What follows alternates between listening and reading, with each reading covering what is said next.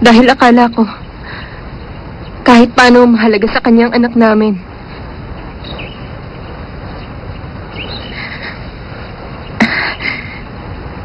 Binigyan mo ba yun ng ibang kahulugan?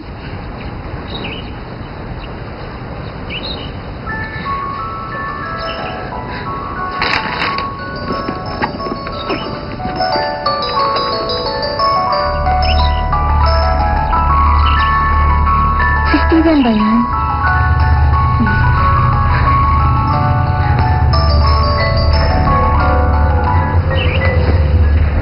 Hello?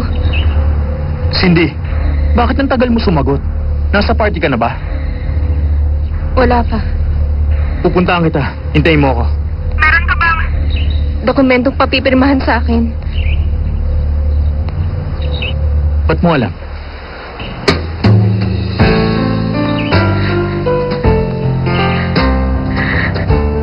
Gusto mo talagang pirmahan ko yon? Ito ba ang gusto mo? Ayoko sana itong gawin. Pero dahil hindi ko na kayang kontrolin ang mga nangyayari sa atin, kailangan kong gawin ang bagay na to para na rin sa kabutihan natin. Hello? Hello? Hindi pa ako tapos magsalita. Bakit bigla na lang niyang binaba? Tapos na. Binago ko na to. Eto.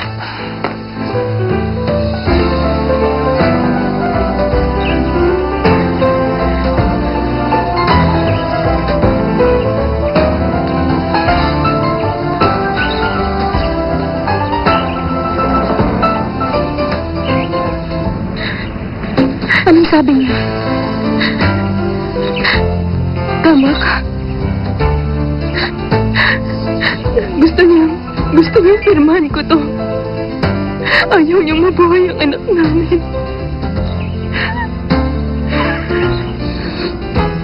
Patawarin mo ako, Cindy. Nawala na sa akin ang pangarap ko. Hindi ko kayang mawala rin si Steven. Sana, mapatawad mo ako. Ana, pwede bang mangako ka sa akin?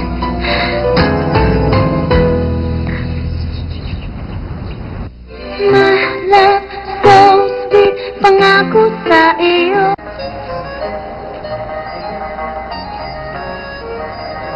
Ang sabi ni Chairman, kapag may nagbigay ng cash gift, huwag niyong tatanggapin.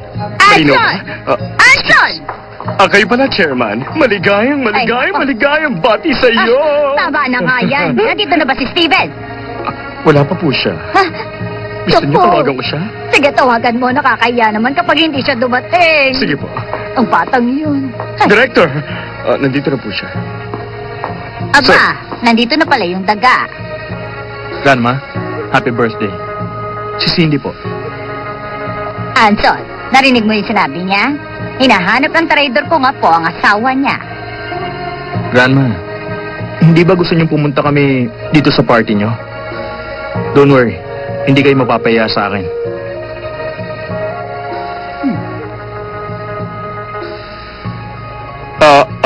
Sir, nasa VIP room po nitong resort siyang Mistress Cindy ngayon. Sa taas po yun.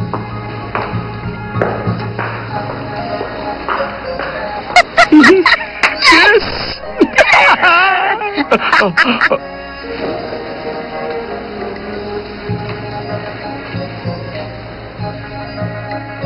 Cindy, ito lang ang mabibigay ko sa inyo ng anak natin.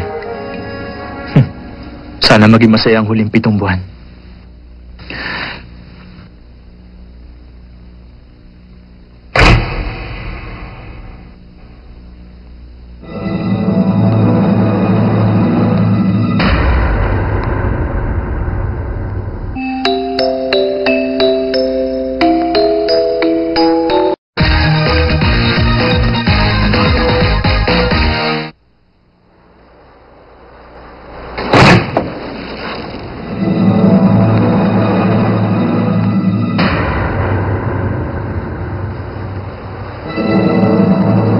Bakit ka nandito?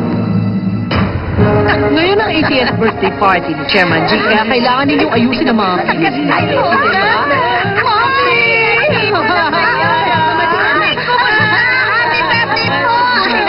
Kayo, napagod ba kayo sa biyahe?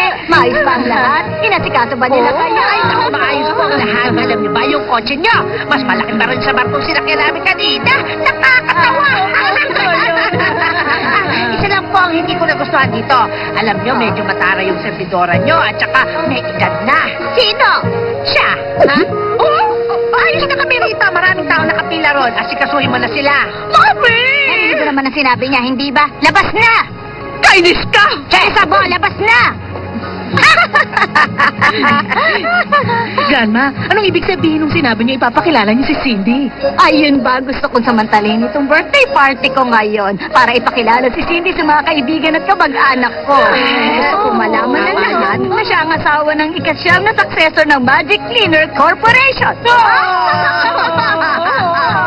Alam niyo po, nakakataba ng puso yung sinabi niyo yan. Minadali kasi natin yung kasal ng mga bata, hindi po ba? Hindi po formal yung okasyon. Tsaka walang handaan nun. Lugi naman po yata yung alam ko, hindi ba? Oo.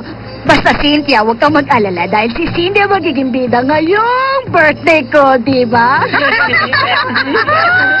Maganda po yun. Kailangan po yun. Sa VIP room siya. Dali, puntahan nyo na. May hinihintay pa ako na isang kaibigan nagbebenta ng artworks. Alam nyo ba, kaibigan din ni Cindy ang art agent na yun. Kaya natuwa siya nung nalaman niya ipapakilala ko na si Cindy. Hanson, pumunta sila sa VIP room. Samahan mo sila. Siya yung ano, hindi ba? Hindi mo kami sandali. Magkakaligaw kami. Hi.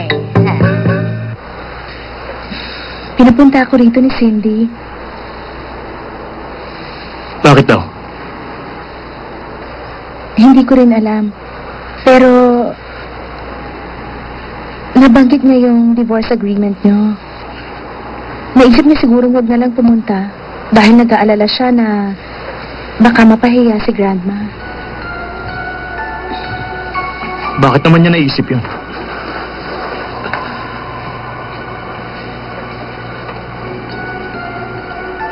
Siguro, natanggap na niyang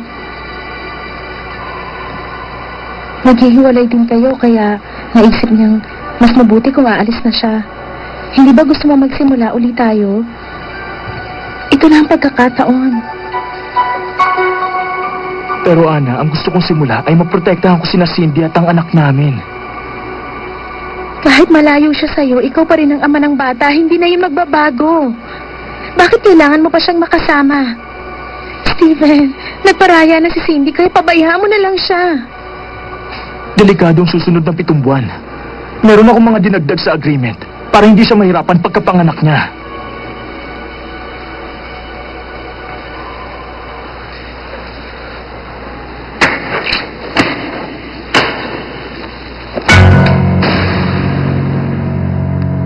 Ang susal ni Cindy nasa VIP room. Hanggang dito may carpet. Ma, pakiramdam ko po tuloy ngayon. Isa akong prinsesa. Ay, totoo pala yan. Hindi pala plastic. Akala ko kanina nung nakita ko yung base, may mga laman yung isda. Pero nung nakalapit tayo, aba! Pero pala mga talim na halaman. Kapag yumaman ako, palalagyan ko rin ng carpet ang bahay ko. Tapos bibili ko ng maraming bagong maliliit na designer bag na binibenta ng 100,000! Ay, mamatag pa talaga na ganun kamahal. Oo, tama. Maganda nga yun, Mike. I'm sorry! Isa tong high class na lugar. Kaya kung pwede lang boss, buwasan nyo ang ingay ninyo. Okay, sinamahan ko na kayo. Pwede kayo magkwentuhan hanggat gusto ninyo. Pero,